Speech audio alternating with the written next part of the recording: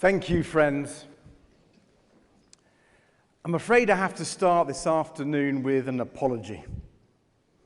You might remember, after our incredible victory in Somerton and Frome in July, when the amazing Sarah Dyke overturned a Conservative majority of 19,000, I said it's time to get these clowns out of number 10.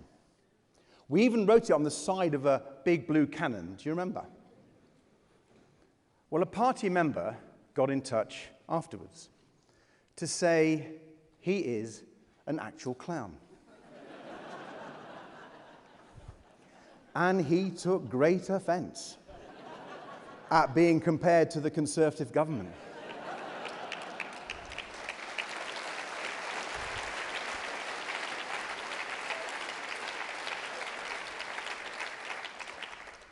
And on reflection, I have to admit, he's got a point.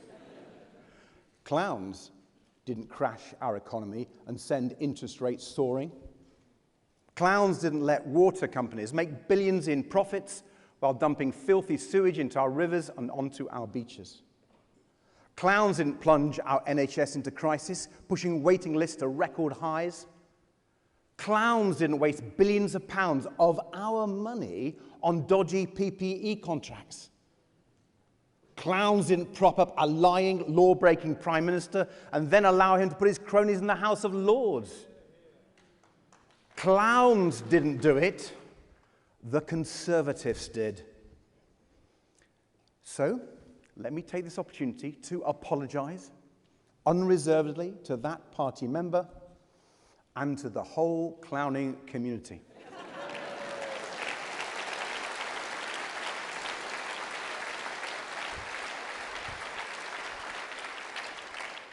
I'm sorry, I used the wrong C word.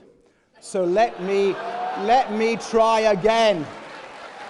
It's time to get these Conservatives out of number 10.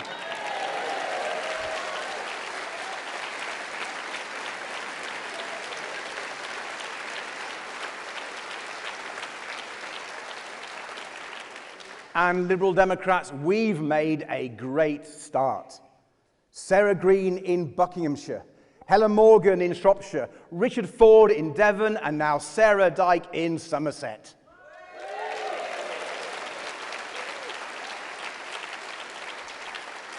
And next up, of course, the wonderful Emma Holland-Lindsay in Mid-Bedfordshire.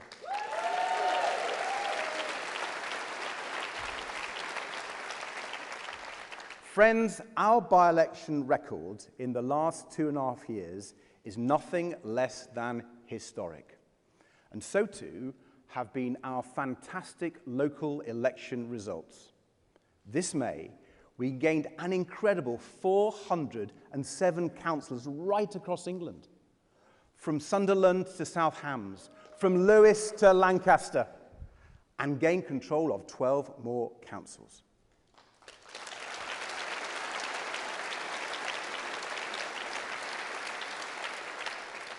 In Scotland last year, we boosted our councillor base by 1/3. We're growing back there strongly too, as we hold the nationalists to account for the total mess they made of, well, everything. And in Wales, we took control of Powys Council for the first time ever.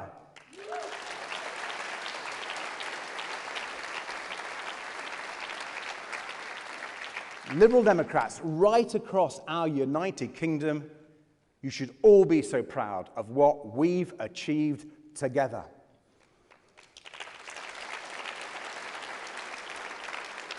Our campaigns, our victories, are changing the future of British politics and turning the tide against the Conservatives.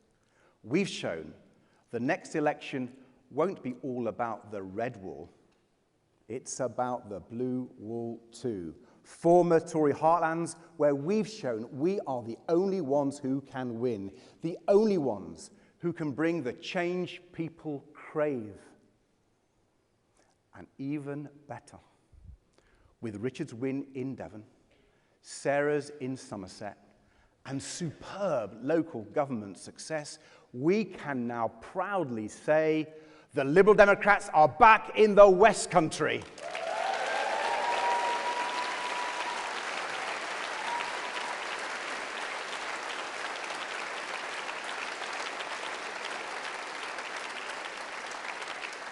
A second front against the Conservatives, where every Liberal Democrat vote is the powerful vote for change. But now comes the big one, the general election. For the British people, the next general election can't come quickly enough. People are desperate for change.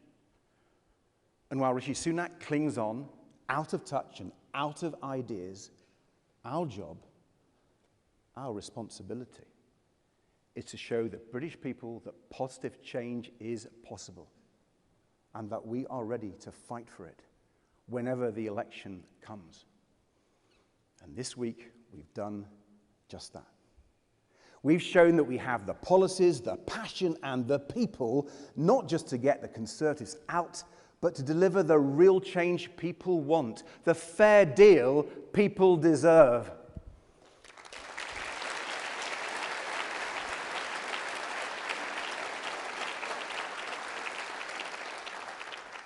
Our task is to get more brilliant Liberal Democrat MPs elected so they can be strong local champions for their communities and lead the change our country needs, bringing real hope to millions in this economic crisis.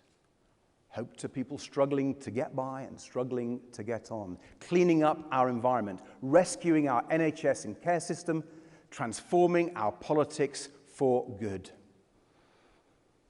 Remember, at the start of the year, Sunak gave a big speech where he told the country, we're either delivering for you or we're not. Well, in fairness to Rishi, he was telling the truth. It is one of those two things, and friends, I think we all know which one. His government is failing to deliver. And what's so horrific is the sheer scale of their failure. In so many ways, our country today just isn't working the way it should. It's not working as it should for the parents, forced to travel 2 hours just to find their kids an NHS dentist, or skipping meals so their children can eat.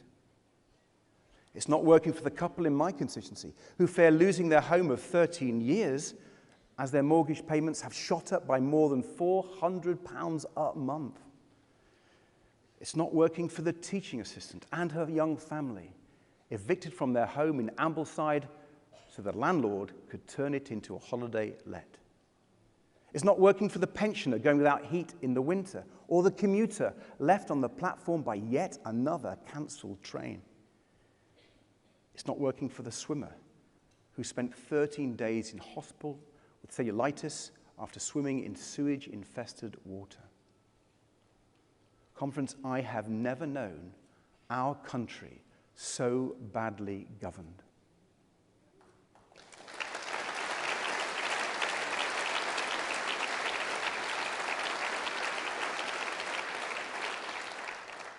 Crimes unsolved, backlogs in our courts, delays to get a passport, crumbling school buildings, high streets in decline, and potholes everywhere. Now, there are many reasons why all these issues have got so bad, of course, but there is one fundamental cause: the Conservative Party. Britain isn't working because the Conservatives aren't working. They're more like a bad TV soap than a functioning government. The factions and the feuds, the personal vendettas, the shock exits, and unwelcome returns. Each episode worse than the last. Well, it's time to change the channel. The corruption of Boris Johnson, the chaos of Liz Truss, the carelessness of Rishi Sunak. This whole Conservative shambles, they all have to go.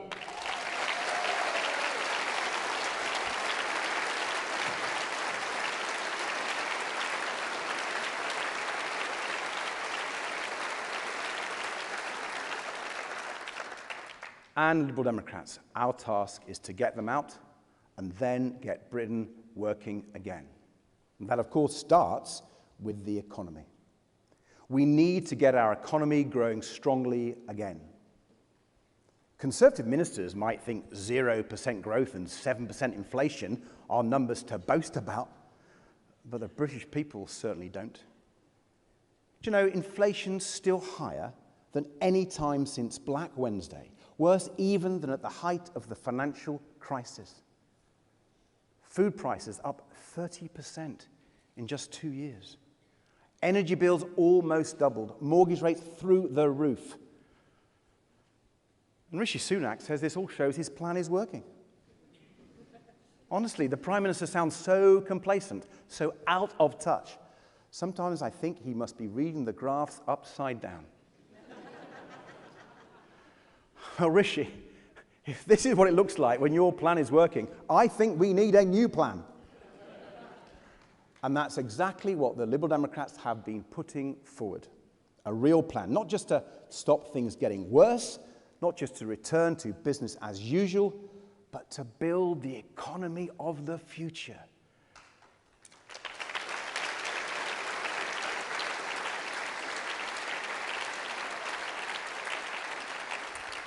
To build an economy that is genuinely innovative, prosperous, and fair. An economic plan that gives everyone the chance to get on in life and see their hard work and aspiration properly rewarded. A plan that backs entrepreneurs to grow their small businesses and create worthwhile, well-paid jobs in their communities. And yes, a plan to tackle the climate crisis, reach net zero, embrace the clean technologies of the future.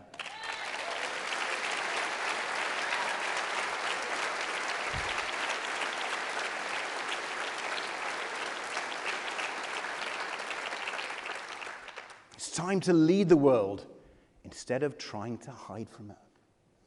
Conference after Rishi Sunak's disgraceful speech last week, the contrast between our approach and his could not be clearer. We already knew he doesn't care about tackling climate change. That's no surprise. But what about the damage his U-turns will do to our economy, to our car industry, to people's jobs right across the UK? Doesn't Sunak care about any of it? Apparently not. Frankly, instead of delivering that speech, Rishi should have torn it up and thrown it away. If he's got 7 bins, he might as well use them.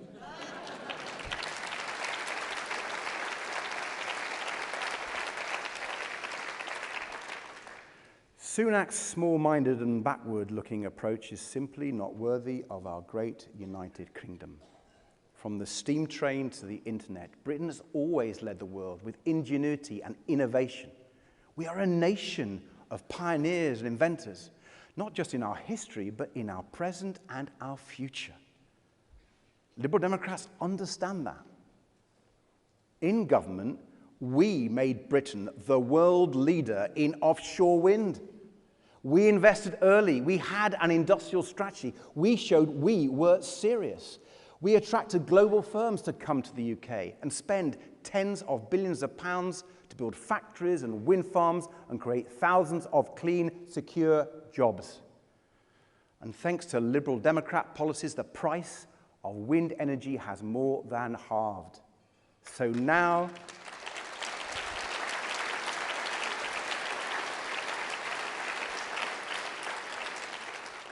renewables are by far the cheapest form of electricity and the most popular.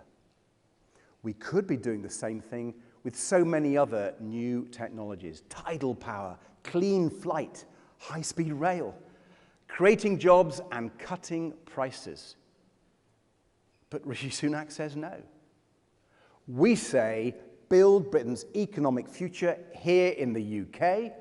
Rishi Sunak says outsource it to China. That is a dismal failure of leadership, and we can do so much better.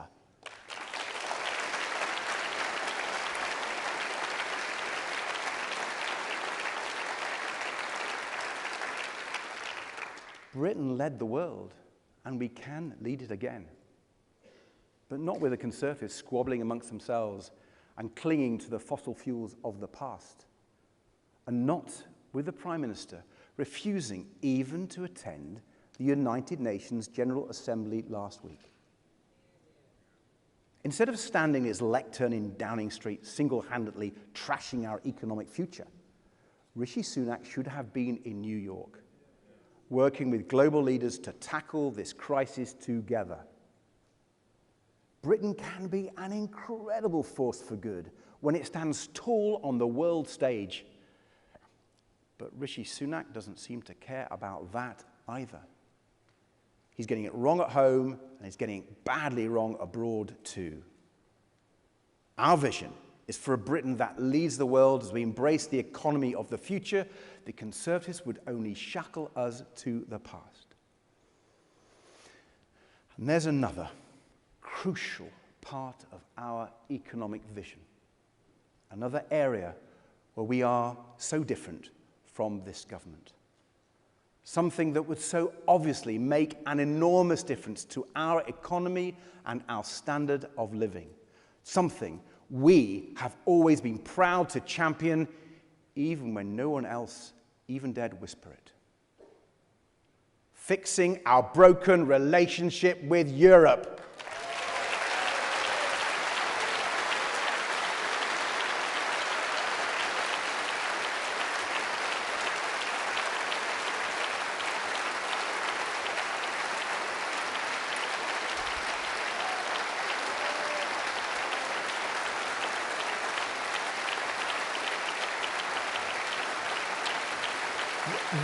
The Conservatives botched the deal with Europe, and it's been a disaster for the UK.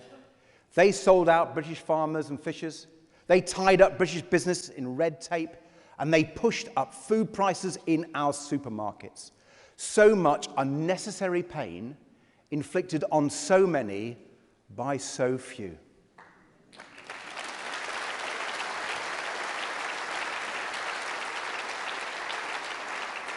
And only the Liberal Democrats have consistently stood up against it. Only we have set out a detailed plan to tear down those trade barriers, fix our broken relationship with Europe, and get a better deal for Britain. Yes, only we.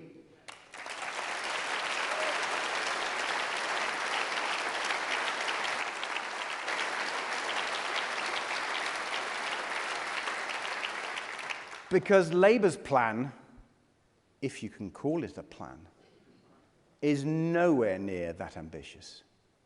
Now, to be fair, they've come a long way from when they voted for Boris Johnson's terrible deal.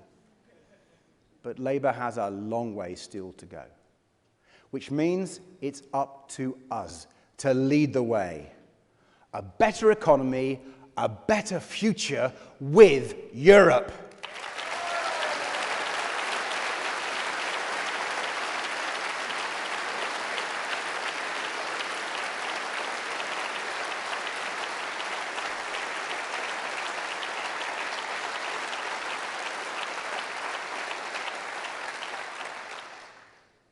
Opportunity, investment, innovation, trade, that's the Liberal Democrat recipe for economic success. And one more ingredient, people.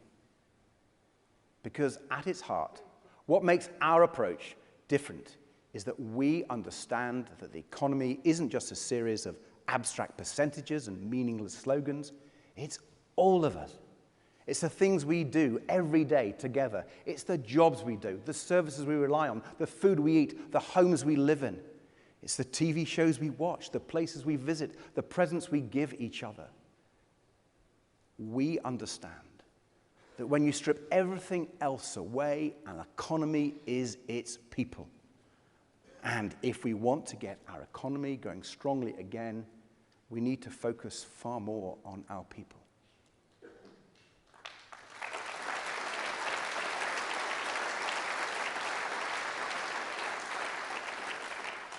Now, of course, that means investing in people through education, training, skills. But today I want to talk about another investment in people. An investment that too often has not been linked to economic growth, even though it's central to growth. And that's an investment in people's physical and mental health.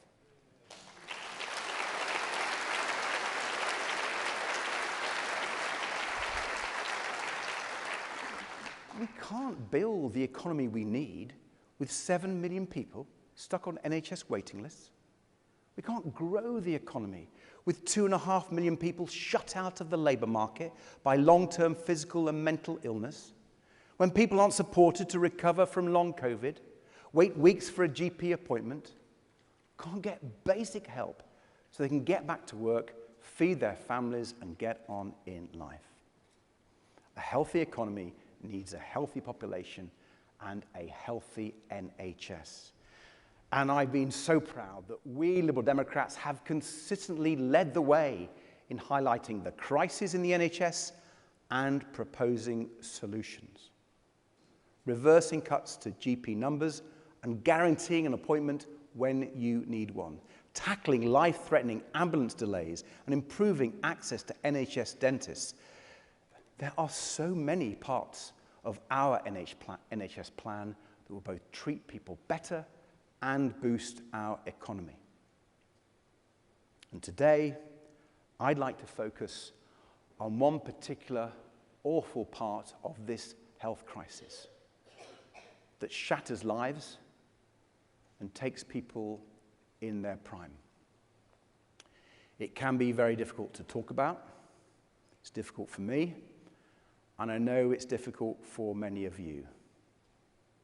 But we do need to talk about it.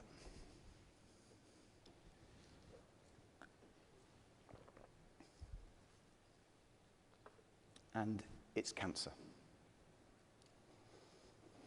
As many of you know, my brothers and I lost both our parents to cancer when we were young.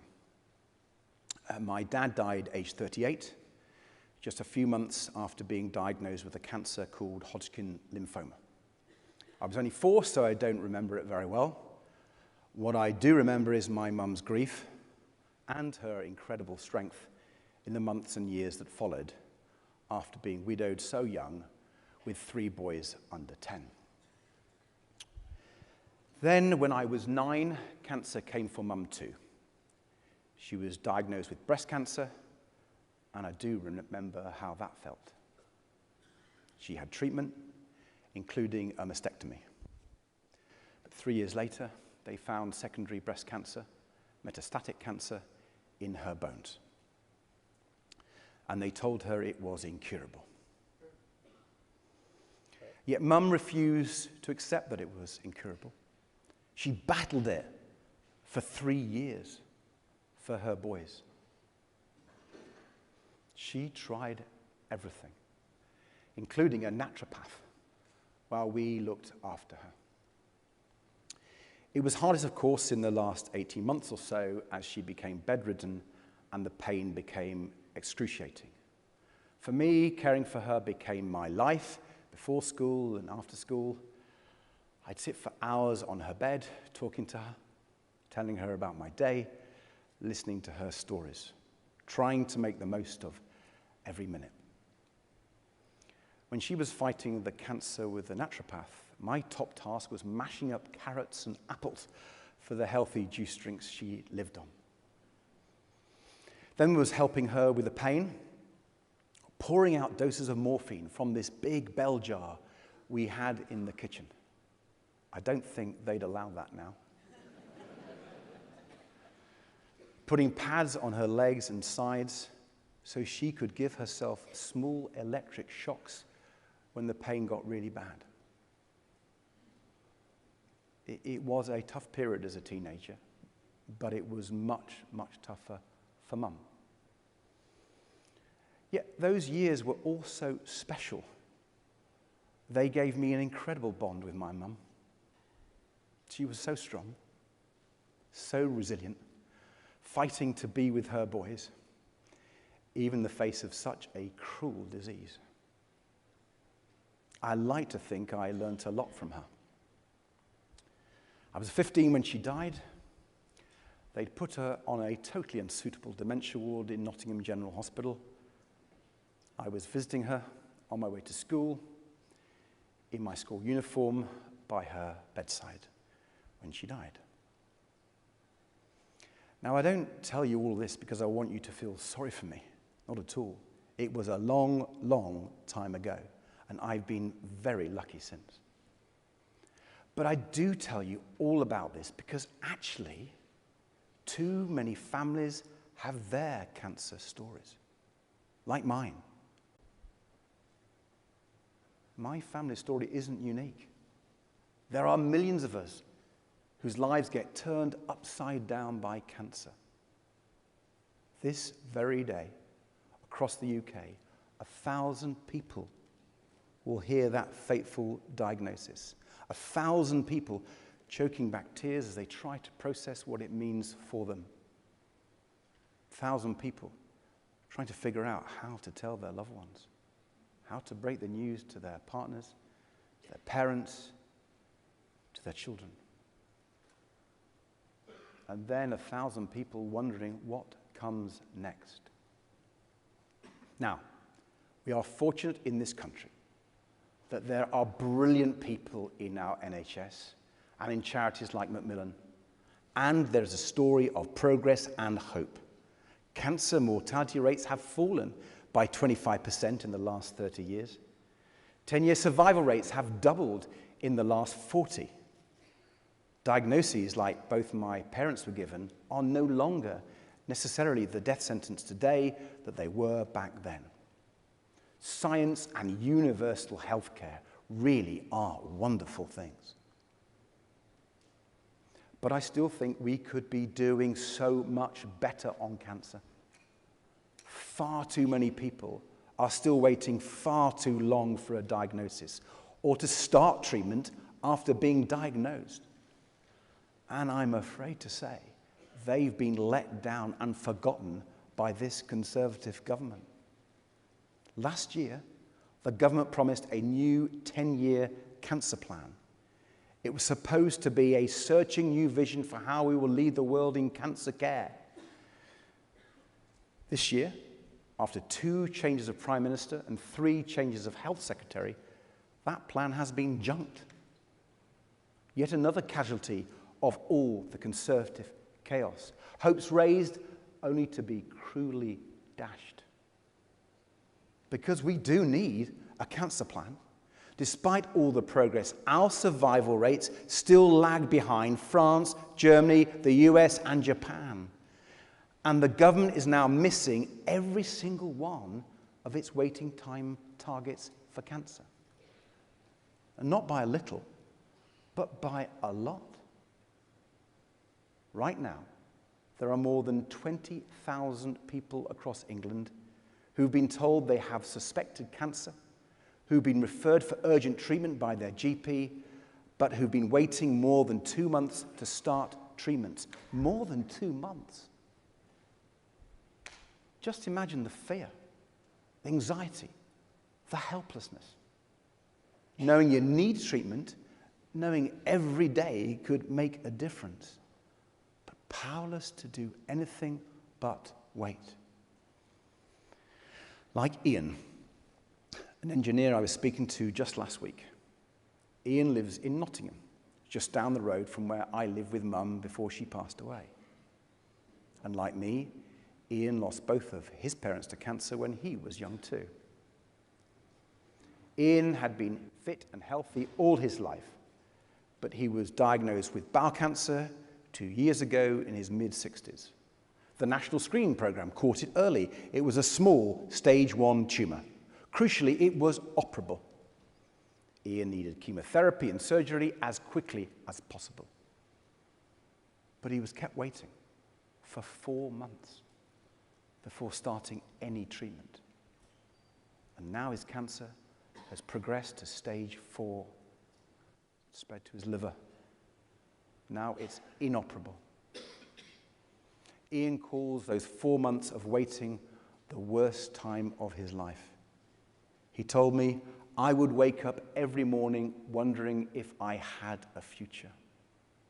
And he told me how preventing those delays could not only have saved his own despair, but also saved the NHS so much money.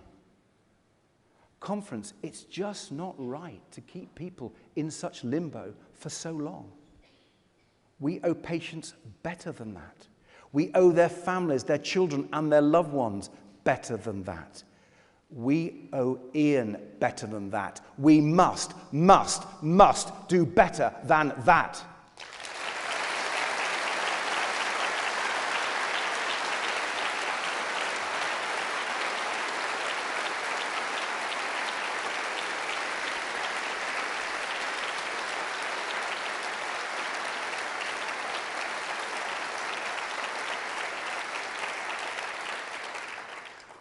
Just in the last few months, we have seen incredible breakthroughs that could revolutionize the way we diagnose and treat many types of cancer. Trials of a new blood test that can detect more than 50 types of cancer are really encouraging, and the head of the NHS says it could transform cancer care forever. A simple blood test you could even carry out at home. Or the new breast cancer drug trialed at the Royal Marsden Hospital. It's been shown to slow the growth of tumours and even shrink them in many cases, with far less debilitating side effects than chemotherapy. Just think what a difference breakthroughs like these could make. Think how much time they could save, how much misery they could prevent, how many lives they could save. And it's the job of government to back research like this, so scientists and doctors can make the next breakthrough, and the one after that, and the one after that. It's the job of government to make sure that whenever those breakthroughs happen, the NHS rolls out the benefits to patients as quickly as possible.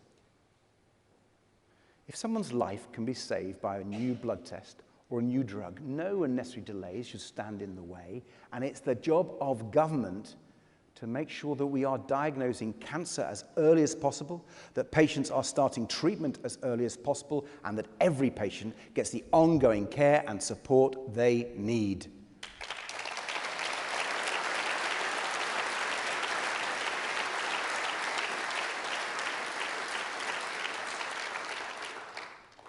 Now, friends, none of this actually should be party political. I know there are MPs in every party who have lost loved ones to cancer, like I did, or indeed who've battled cancer themselves. So I fervently hope we can build a consensus across politics to make cancer a top priority in the next Parliament. But as leader of our party, I can at least promise you this. For Liberal Democrat MPs, it will be a top priority. And that's why today I'm announcing our new and ambitious plan to end unacceptable cancer delays and boost survival rates.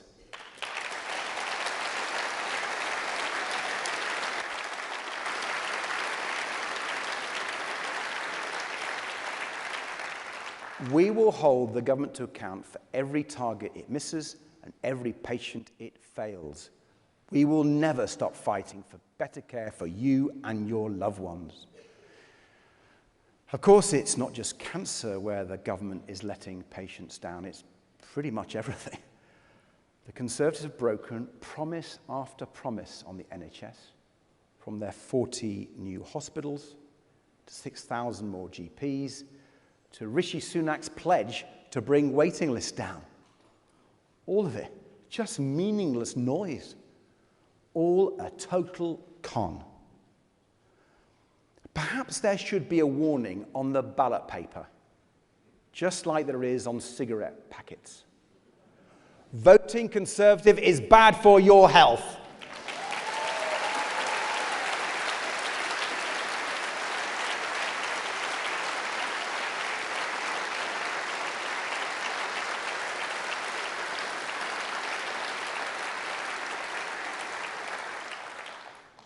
So it falls to us to rescue the NHS and make sure everyone can get the care they need when they need it. We know it won't be easy, but we see a bright future for the NHS, not because we are blind to the sheer scale of the crisis, but because we are clear-eyed about the solutions. More GPs, so that everyone can get an appointment within 7 days or 24 hours if it's urgent. More investment in the latest technology, from MRI scanners to radiotherapy machines. And, crucially, more carers. Conference, we know that the crisis in the NHS is inextricably linked to the crisis in care. We know that you can't fix the NHS without fixing social care. We know you can't fix the NHS without valuing family carers. Fix care and you fix the NHS. Better social care, with many more care professionals better paid. More support for family carers so people can cope better looking after loved ones. These are low-tech, affordable ways to save our NHS, investing in care. So people can be discharged more quickly, or don't need hospital care in the first place. So pressure on overstretched hospitals can be reduced. So patients aren't stuck for hours waiting to be seen in A&E. So ambulances aren't stuck for hours waiting outside A&E to hand over patients. Conference is all connected. Our plan for social care and family care is a central part of our plan for the future health service.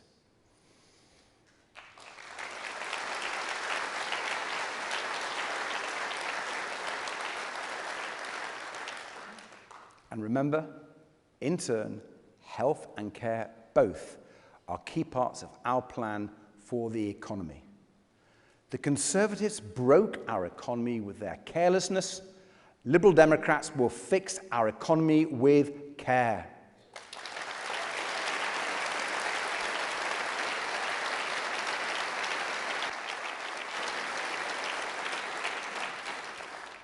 Now, as we make our pitch to people, we need to show such real change is possible. We need to restore hope. When you look at the harm these Conservatives have done to people and done to our country, one of their worst is this: cynicism. When I speak to people on the doorstep or in my surgeries, I get a very clear impression of this. The idea that nothing can be done, that people in power don't care and won't fix things. A sense of hopelessness.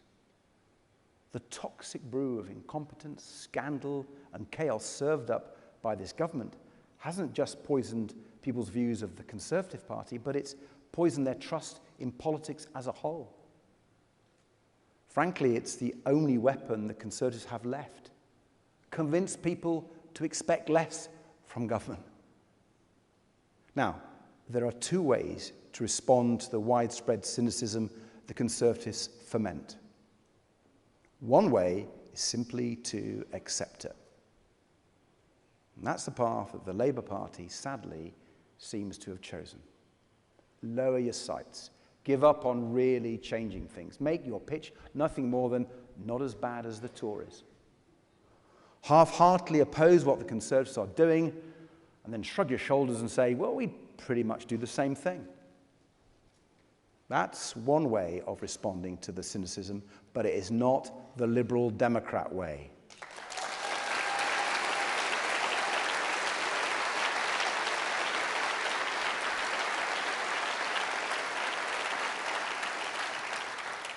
Our ambition for our country is so much greater than that. Our faith in the British people is much stronger than that. Our path, the path we have always chosen, the path we walk today, is to confront that cynicism head-on, to offer people hope. Not with yet more platitudes and promises, not by announcing another nebulous mission that's immediately forgotten when the speech is over. No, by fighting for the big changes, the changes needed to restore people's trust in politics and rebuild their confidence in our public services. And that starts with political reform.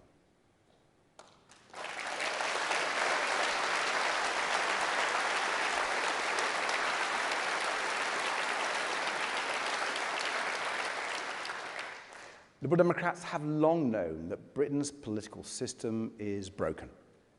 Millions of people, powerless and excluded, robbed of their rightful say and unable to hold the powerful to account. And we've always fought to change that. But the Conservatives, instead of fixing our broken politics, have shattered it into pieces.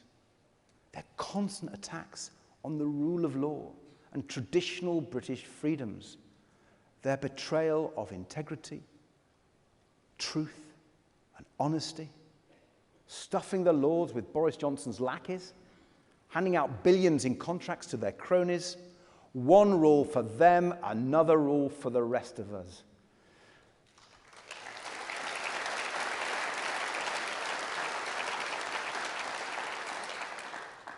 And it wasn't just Boris Johnson. Owen Paterson, Neem Zahawi, Matt Hancock, Dominic Raab. So much sleaze, so many scandals. No wonder people are cynical. Clearing it up is no small task. It will take more than tinkering around the edges. We need to transform the nature of British politics itself to make it more relevant, engaging, and responsive to people's needs and their dreams. To bring together our great family of nations instead of tearing it apart. And yes, at the heart of those reforms must be a fair electoral system.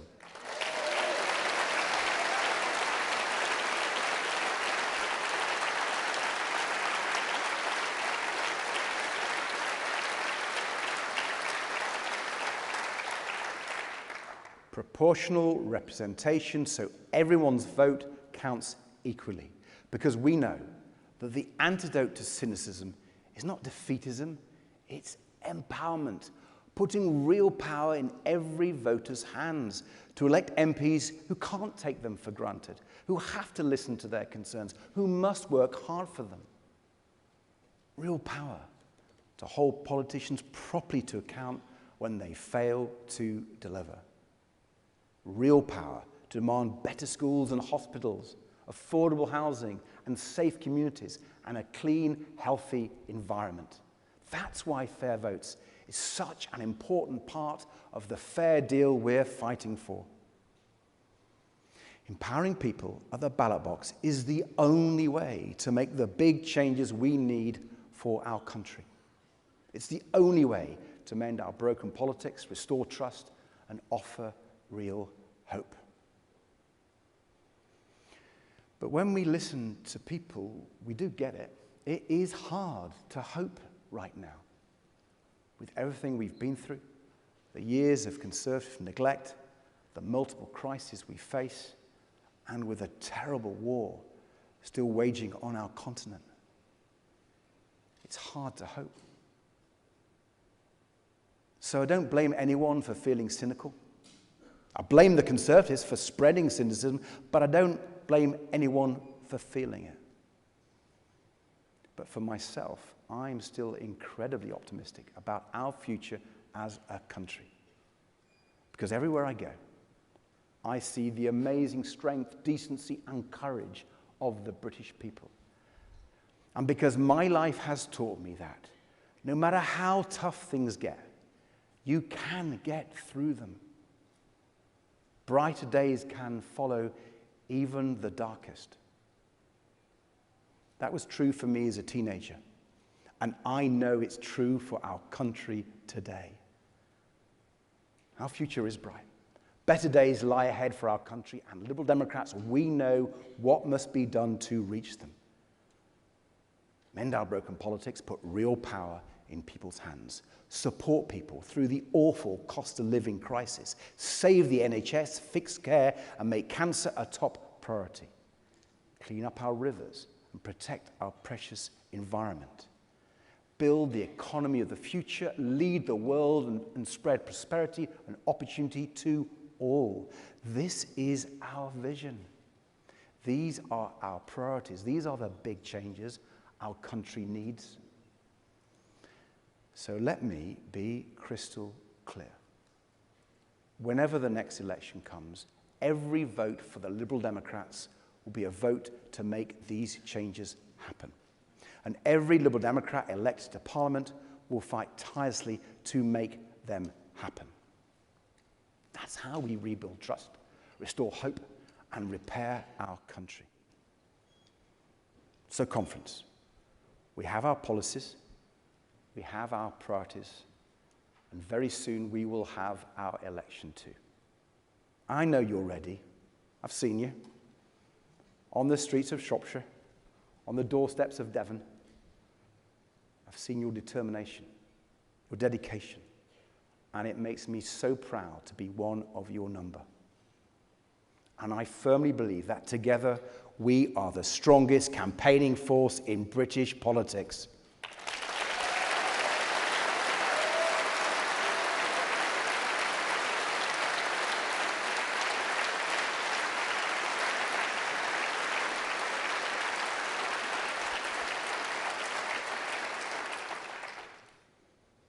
We have taken chunks out of the blue wall. We have made it start to crumble. Now let's smash it for good. The British people are desperate for hope. The British people are desperate for change. The British people are desperate for a fair deal, and we are the ones who can make it happen. So let's get to it.